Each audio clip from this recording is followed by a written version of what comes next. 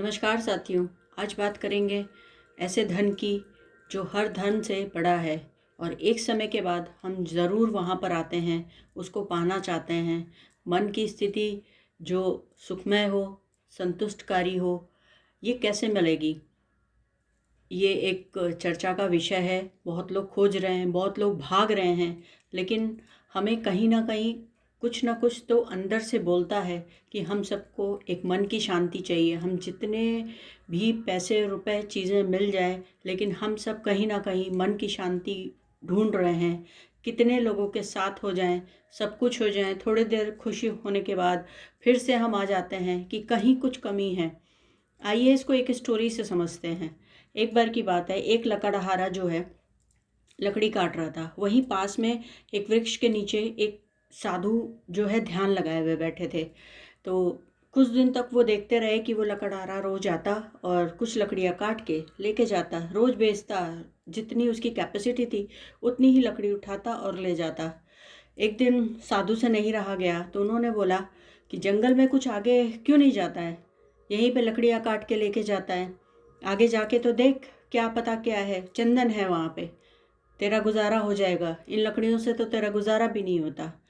वो बोला कि अरे मैं कब से यहाँ आ रहा हूँ, मेरे पिताजी भी लकड़हारे, मेरे दादा भी लकड़हारे, किसी ने नहीं बोला, सब ऐसे ही काम कर रहे थे।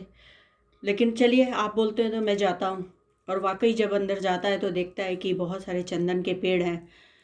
बड़ा खुश होता है, काट के लाता है। एक दो दिन जाता है, काफ़ी पैसा आने लगता है, तो हफ्ते में एक बार आता और वो कि चंदन के पेड़ को लेके जाता। फिर हफ्ते 10 दिन 15 दिन, एक महीना बीता तो साधु से फिर नहीं रहा गया। बोले कैसा आदमी है, तुझे जिज्ञासा नहीं होती कि उसके आगे मैं देखूं, कुछ और हो सकता है? तो उसने बोला अरे मैं कितना मूर्ख हूँ, मुझे ये बात तो दिमाग में ही नहीं आई, मैं चंदन से ही खुश हो गया। फिर वो आगे जाता है तो उसे वहाँ पे लकड़ी की बजाय चांदी की खदान मिलती है। तो वो आकर के साधु का बड़ा धन्यवाद देता है। अब वो महीने में एक बार आता, चांदी लेके जाता और खुश होने लगा। पैसा भी आ गया, सब कुछ हो गया। अब वो सिर्फ महीने में एक बार आता था तो जंगल में। लेकिन साधु ने फिर कहा कि कैसा निरख मूर्ख आदमी है भाई, तेरे को फिर जिज्ञासा नहीं होती कि उसके आगे भी तो कुछ हो सकता है। उसके आगे जा, सोने की खदान है। वो फिर बड़ा खुश होता है, साधु को धन्यवाद देता है, जाता है, सोना निकालता है, फिर उसमें खुश हो जाता है। अब वो 3 महीने 4 महीने पे एक बार आता और ज़रूरत ही नहीं पड़ती, आराम से रहता घर पे, घर वर अच्छा बना लिया, सब कुछ था। फिर जब एक बार 6 महीने बाद आया तो साधु ने कहा अभी भी तू निरख मूर्ख ही रह गया, जितना भी धनवान बन गया हो। कभी फिर जिज्ञासा नहीं आई कि उसके आगे क्या है? बोला उसके आगे क्या होगा? बोला जा जाके देख, हीरे की खान है। फिर वो गया, हीरा निकाला, बड़ा खुश हुआ, साधु को धन्यवाद दिया, अपना लग गया। अब साल भर में आने लगा। साल भर बाद जब आया, साधु ने फिर देखा। बोला अच्छा पैसे ज़्यादा हो गए, अब साल भर में आता है। बोला हाँ, इतनी ज़रूरत नहीं पड़ती है, सब कुछ है, बड़ा घर बना लिया, व्यापार भी ठीक चल रहा है। बोला लेकिन तू मुरक्का मुरक्की ही रहा, क्यों? क्योंकि फिर उसके आगे क्या है, कुछ नहीं सूझता तुझे। बोला उसके आगे क्या होगा? बोला तुझे यही तो देखना है। बोला तुझे एक बार भी ध्यान में नहीं आता कि मैं यहाँ बैठा हूँ, मुझे सब पता है, चंदन सोना सब कुछ मैं छोड़ करके यहाँ ध्यान में बैठा हूँ, तो उसके आगे भी तो कुछ है।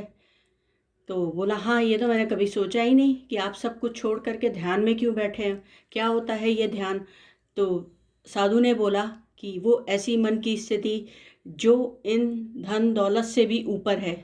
तुझे एक दिन ये सब बेकार लगेगा, तू ध्यान करके तो देख, अपने मन को निर्विचार करके तो देख, वो तुझे इतनी शक्ति देगा और तुझे धनवान भी बनाएगा, तुझे शक्तिशाली भी बनाएगा। ये दिमाग में तेरे आना चाहिए था कि मुझे सब कुछ जानते हुए भी मैं यहाँ बैठा क्यों इस आनंद को ले रहा हूँ।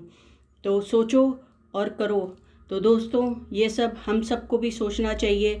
जिस एज में है, जो चीज़ें मिल रही हैं, उसके बाद भी जो संतुष्टि चाहिए, जो चीज़ की खोज कर रहे हैं, वो कहीं ना कहीं ध्यान में छुपा है। हमारे बहुत सारे आंसर हमारे ध्यान में छुपे हैं जो हमें चाहिए। एक बार आप ज़रूर इसको कोशिश करिए, अपने दिमाग को समझिए, अपने विचारों को समझिए। आज के लिए इतना ही, कल फिर मिलते हैं किसी नए टॉपिक किसी नई कहानी, किसी नई सीख के साथ फिर मिलते हैं। Thank you so much.